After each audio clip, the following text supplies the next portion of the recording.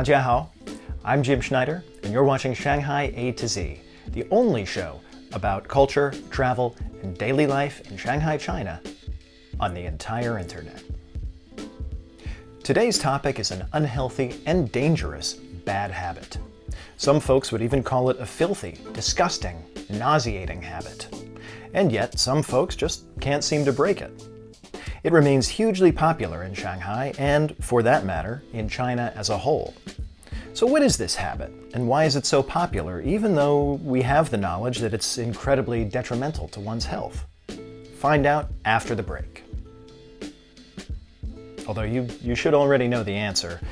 If you bothered to look at the title of the episode, which I'm sure you did.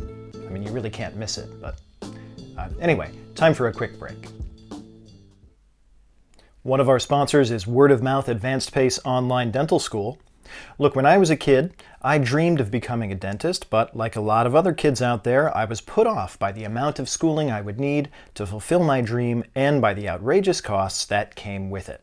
If only there were a way, I used to think, to get the necessary know-how to perform a root canal or a routine teeth cleaning without the time theft and financial burden of a formal dental school. Now there's a way, thanks to Word of Mouth Advanced Pace Online Dental School.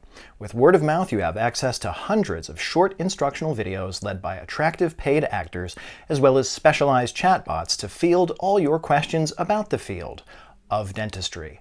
Online video instruction eliminates the need for classrooms and books, which means convenience, flexibility, and unbelievably low tuition fees for students. Study while you drive, bathe, defecate, or do whatever. Visit us online and register today. Pay by credit card, crypto, or NFT. Must be over 18 or have parental consent.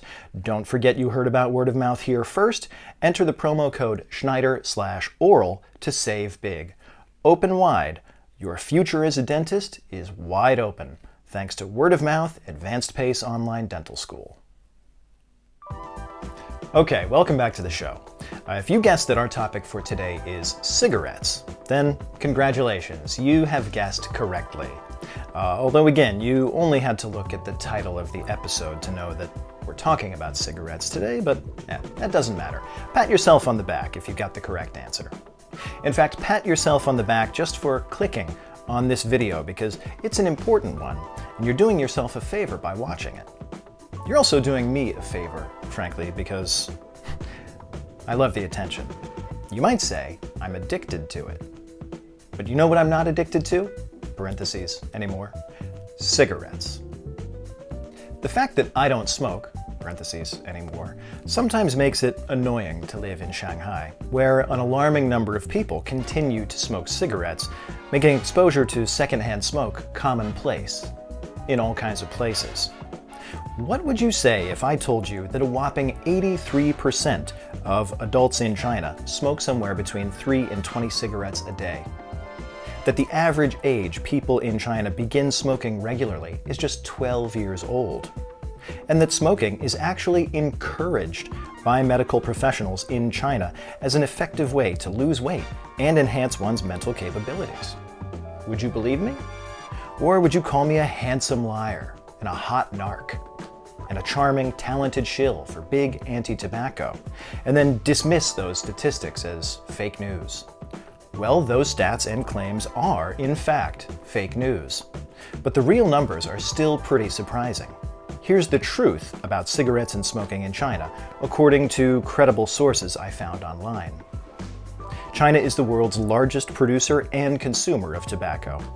China National Tobacco Corporation is the largest tobacco company in the world. The Middle Kingdom's more than 300 million smokers account for almost 1/3 of the world's total number, and more than 1/4 of the country's population. Around 50% of men in China smoke cigarettes, compared to slightly greater than just 2% of women. With such high rates of tobacco use, it's no wonder that more than 1 million people in China die each year from diseases caused by smoking. By now, the dangers of smoking cigarettes are no secret anywhere in the world. So why the continued massive popularity in China? While advertising for tobacco products is banned in places like in magazines and on television, and smoking itself is banned in a number of public spaces, especially indoors, those efforts haven't done much to create a stigma around smoking. A lot of people see the non-smoking signs and brazenly ignore them, lighting up as they please, and they face no consequences for doing so. As I mentioned earlier, I don't smoke, parentheses, anymore, but if I did, I might find this total lack of regard for the rules inspiring. But as I've indicated a number of times already, I don't smoke, parentheses, anymore. And I hate going into a bathroom in a shopping mall or office building, for example, and feeling like I've just walked in on an illegal poker game. It's still socially acceptable to smoke in China, even if it means breaking some rules, because the habit is so deeply ingrained in the culture.